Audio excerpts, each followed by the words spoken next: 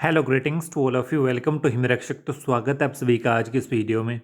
आज हम आपके लिए लेकर आए हैं second mock test paper of Himachal Pradesh police constable 2024।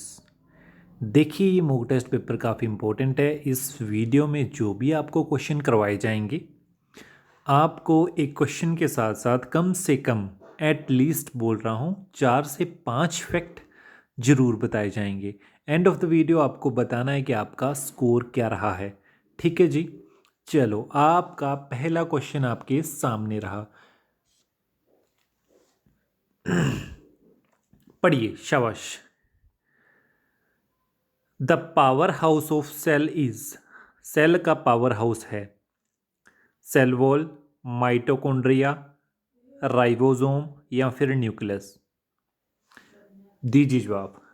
इस प्रश्न का सही उत्तर है option B is the correct answer. Mitochondria को पावर हाउस ऑफ सेल कहा जाता है। ठीक है जी। इसके अलावा क्वेश्चन पूछा जाता है कि प्लास्टिड्स को क्या कहा जाता है। तो प्लास्टिड्स को कहा जाता है किचन ऑफ सेल। ठीक है। फिर आपका आया न्यूक्लियस। न्यूक्लियस को क्या कहा जाता है? न्यूक्लियस को ब्रेन ऑफ सेल कहा जाता है। फिर है राइबोसोम। राइबोसोम को क्या कहा जाता है? प्रोटीन फैक्ट्री ऑफ सेल कहा जाता है। फिर आता है लाइसोसोम। ठीक है। Lysosome LYSOSOMES। ठीक है। स्पेलिंग लिख लो आप। तो इसे कहा जाता है सुसाइडल बैग्स। ठीक है। Suicidal bag of cell. समझ गए? ये 3-4 फैक्ट आपको पता होना चाहिए। नेक्स्ट आपका प्रश्न आपके सामने रहा। The most important fishing ground of the world are found in the regions where. कहाँ जो मछलियाँ हैं, मछलियों के लिए सबसे अच्छा स्थान कौन सा रहता है, आपको पता होना चाहिए। तो दीजिए उत्तर। इसका सही उत्तर क्या होगा? तो option C is the correct answer. Warm और कोल्ड ओशन करंट यहाँ पर भी मिलते हों, वहाँ पर जो हमारी मछलियाँ होती हैं उनको अच्छा रहता है, उनके लिए परफेक्ट स्थान रहता है। चलो, नेक्स्ट प्रश्न आपके सामने रहा। संविधान के अनुच्छेद 249 के तहत राज्यसभा द्वारा संसद को राष्ट्रीय हित में राज्य भाषा पर कानून बनाने के लिए पारित एक प्रस्ताव एक डैश अवधि के लिए लागू रहता है। आपको बताना है कि कितने समय के लिए, कितनी अवधि के लिए ये प्रस्ताव जो है वो लागू रहेगा। तो आपको याद रखना है 1 साल से अधिक नहीं। तो option C is the correct answer. ठीक है जी। चलो, नेक्स्ट प्रश्न आपके सामने रहा। काफी इंपॉर्टेंट क्वेश्चन है और ट्रिपल स्टार से मार्क कर लीजिएगा। Which one of the following waves are used by the common TV remote control. जो आप घर पर टीवी चलाते हैं, रिमोट से कंट्रोल करते हैं ना आप, तो उसमें भी वेव्स का यूज होता है। तो कौन सी वेव्स होती हैं? तो option A is the correct answer. Radio waves होती हैं इसमें। ठीक है। रेडियो वेव्स होती हैं। ऐसे होते हैं ना आपके टीवी के रिमोट, तो इनमें रेडियो वेव्स होती हैं, याद रखिएगा। चलो, नेक्स्ट प्रश्न आपके सामने रहा। BCG vaccination is to be given to a new born child. आपने बताना है नवजात शिशु को BCG का टीका कब लगाया जाता है। सबसे पहले आपको पता होना चाहिए BCG है क्या। बैसिलस क्लिमिट ग्यूरिन, इसका जो है वो फुल फॉर्म है। ठीक है। ये कितने घंटों के भीतर लगाया जाता है? तो आपको याद रखिएगा आप, 48 आवर्स के भीतर लगाया जाता है। Option B is the correct answer. Next प्रश्न आपके सामने। आपने सुना होगा ग्लोबल जेंडर इंडेक्स, ये कौन देता है? ये याद रखना है अभी आपको। Which of the following gives global gender gap index ranking to the countries of the world? ये कौन प्रदान करता है हमें? तो याद रखिएगा, वर्ल्ड इकोनॉमिक फोरम जो है, विश्व आर्थिक मंच देता है हमारी ये ranking, global gender gap index कौन छापता है?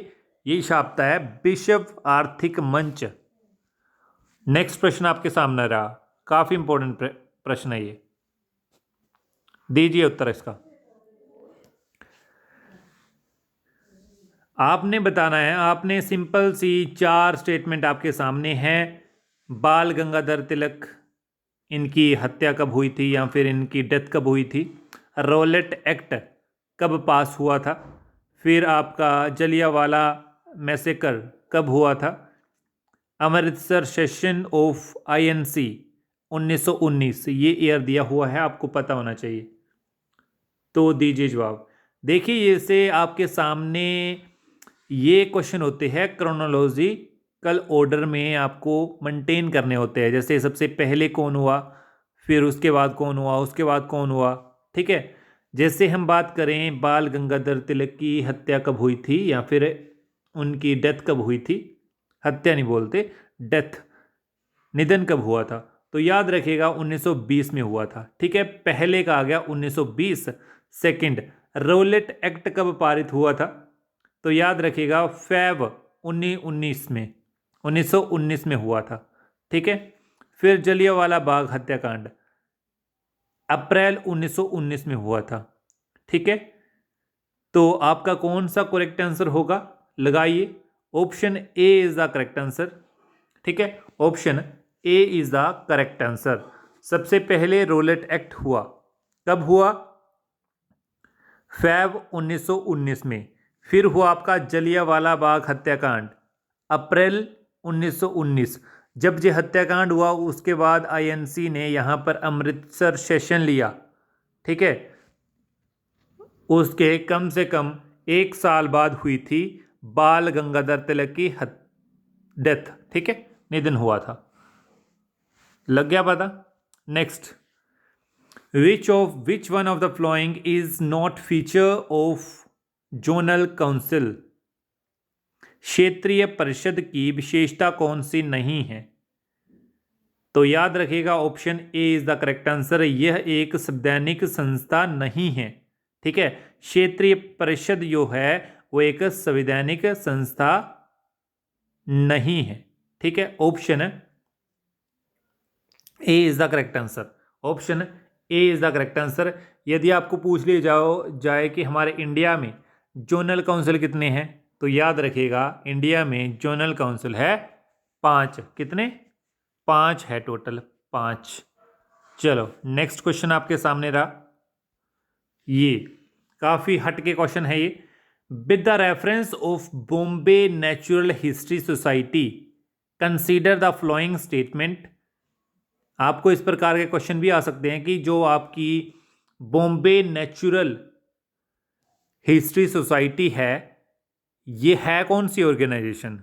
जैसे ऑटोनोमस ऑर्गेनाइजेशन है, या फिर इस प्रकार से क्वेश्चन आ सकता है कि बॉम्बे नेचुरल हिस्ट्री सोसाइटी जो है वो किस मिनिस्ट्री के अंडर काम करती है। प्रश्न आपको इस प्रकार से आ सकते हैं, ठीक है, रहेगा याद। तो option C is the correct answer, ठीक है। चलो नेक्स्ट प्रश्न आपके सामने रहा, नेक्स्ट प्रश्न आपके सामने, बताइए जवाब।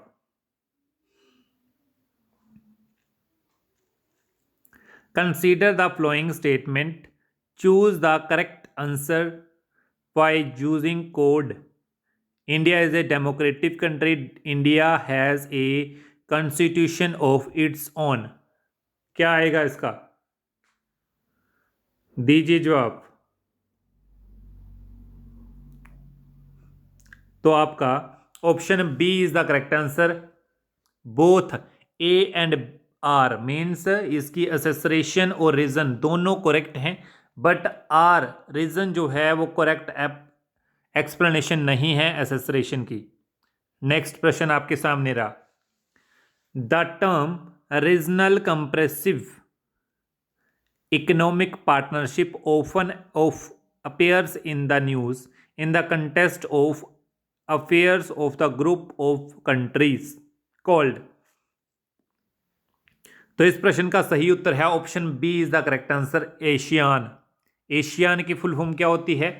Association of South East Asian nations, ठीक है, Asia nations. SCO Shanghai Shanghai corporation organisation, ठीक है जी। चलो नेक्स्ट आपके सामने क्वेश्चन, आपका पॉलिटी से लिया गया क्वेश्चन है। निम्नलिखित में से कौन संसद के सदस्यों का सामूहिक विशेषाधिकार नहीं है? जो आपके मेंबर ऑफ पार्लियामेंट होते हैं उनका आपने बताना है कलेक्टिव प्रिविलेज कौन सा नहीं है, बताओ। तो option C is the correct answer, साक्षी के रूप में उपस्थिति में स्वतंत्रता से स्वतंत्रता। नेक्स्ट प्रश्न आपके सामने रहा, ये एक स्टेटमेंट है, तो हमेशा सहमति से और अक्सर चैम्बर ऑफ कॉमर्स के हुक्म पर भारत सरकार को चलाया जाता है, यह गोरे आदमी का बोझ है। ये किसने कहा था? तो याद रखिएगा ये स्टेटमेंट कही थी आपकी सच्चिदानंद सिन्हा ने। Option C is the correct answer, ये थे सच्चिदानंद सिन्हा। नेक्स्ट प्रश्न आपका काफी इंपॉर्टेंट है, ये ट्रिपल स्टार वाला क्वेश्चन है। देखिए इस क्वेश्चन को समझने से पहले आपको पता होना चाहिए जो हमारी एंग्लो मराठा वॉर थी वो कितनी हुई थी, फिर एंग्लो मैसूर वॉर, फिर एंग्लो बर्मीज वॉर, फिर एंग्लो सिख वॉर, ये कितनी कितनी हुई थी। सबसे पहले हम बात करेंगे कि एंग्लो मराठा वॉर कितनी हुई थी। तो याद रखिएगा ये 3 हुई थी, ठीक है, ये 3 हुई थी। सबसे पहली 1775 में हुई थी, दूसरी 1803 में हुई थी, तीसरी 1817 में हुई थी, ठीक है। नेक्स्ट बात है मैसूर वॉर। मैसूर वॉर कितनी हुई थी? ये टोटल हुई थी 4। कब कब? पहली हुई थी 1767 में, 67 में, दूसरी हुई थी 1780 में, तीसरी हुई थी 1790 में, चौथी हुई थी 1799 में, ठीक है। नेक्स्ट है आपकी एंग्लो बर्मीज वॉर, ये कितनी हुई थी? ये 3 हुई थी टोटल। पहले 1824 में, फिर 1852 में, फिर 1885 में। Next Sikh war, Anglo Sikh war, ये हुई थी टोटल 2, 1845 और 1848 में। रहेगा याद?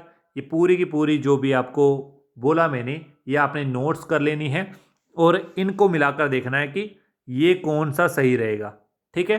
तो option D is the correct answer, इस प्रश्न का डी सही उत्तर था। नेक्स्ट प्रश्न आपके सामने, microbial fuel cells are consider a source of sustainable energy, why? बताओ।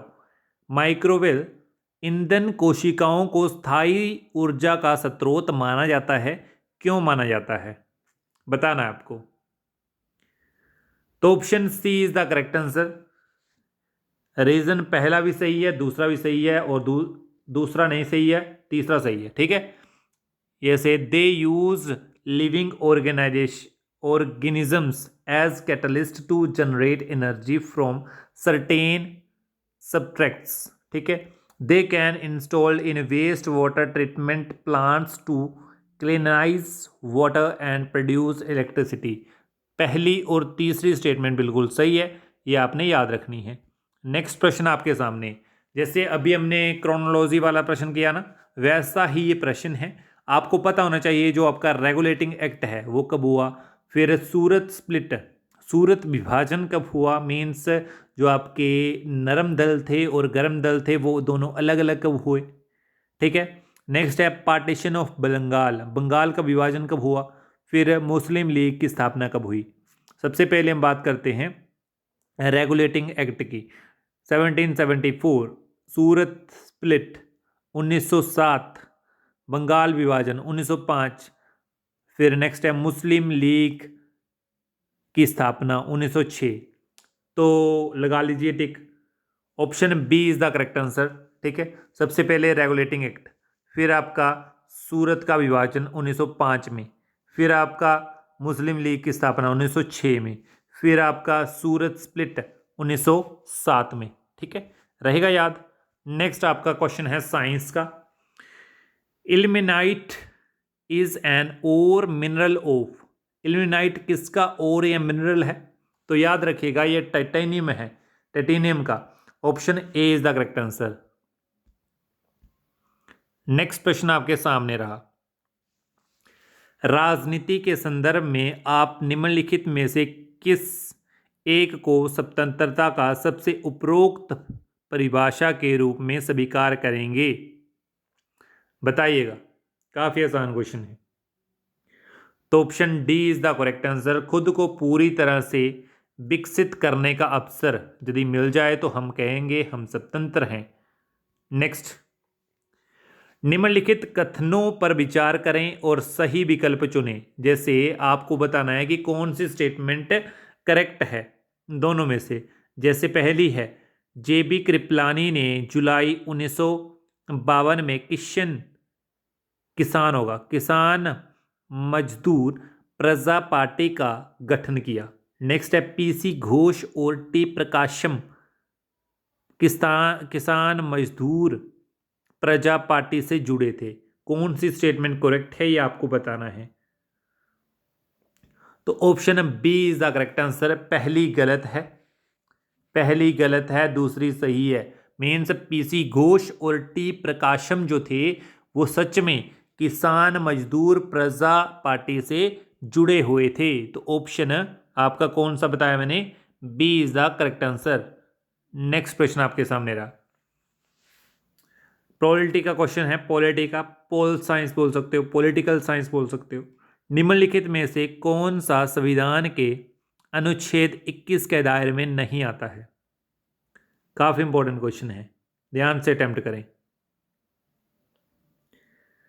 तो option B is the correct answer. कार्यस्थल पर महिलाओं का यौन उत्पीड़न। Option B is the correct answer. Next, ये सारे के सारे आते हैं, जैसे हो गया राइट टू मेडिकल केयर, ये भी आता है। फिर नेक्स्ट है राइट टू फूड, ये भी होना चाहिए आर्टिकल 21 के तहत आने वाले। Right to livelihood, next right to privacy, next right to healthy environment, next right to shelter, right to education. ये सारे के सारे आने चाहिए। टोटल हैं 7। कौन कौन से? Right to medical care, right to food, right to livelihood, right to privacy, right to healthy environment, right to shelter, right to education. ये आपको लर्न कर लेने हैं अच्छे से। नेक्स्ट क्वेश्चन आपको पॉलिटी से सेम सब्जेक्ट, भारत के संविधान के संदर्भ में निम्नलिखित कथनों पर विचार करना है। पहली स्टेटमेंट है, आपने बताना है कौन सी सही है।